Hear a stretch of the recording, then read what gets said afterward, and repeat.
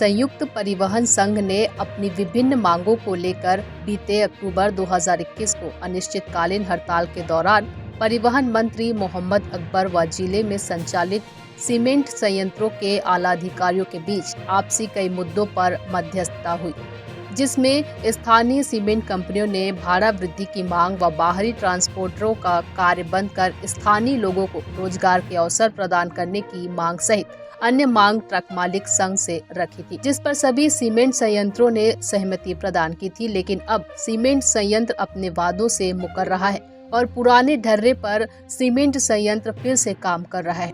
इस संबंध से अवगत कराने के लिए बलौदाबाजार ट्रक मालिक संघ व CCTA ने कलेक्टर को ज्ञापन सौंपा है, जिसके समर्थन में जिला पंचायत अध्यक्ष राकेश वर्मा व जिला कांग्रेस कमेटी के अध्यक्ष जितेंद्र ठाकुर भी शामिल हुए।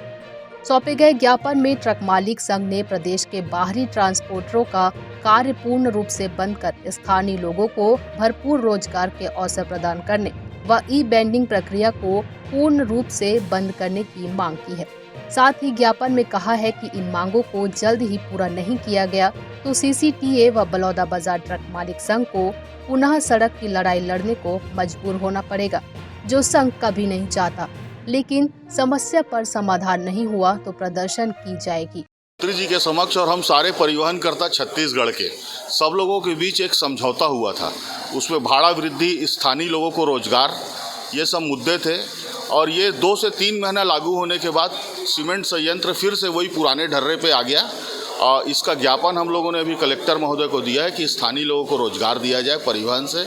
आसपास हमारे गांव के बहुत सारे ट्रक किसानों की जो ज़मीन गई है उसमें गाड़ी ट्रकें खरीदे हैं, तो उनको रोजगार उपलब्ध कराया जाए। हम सड़क की लड़ाई लड़ेंगे। रूपरेखा बहुत स्पष्ट है।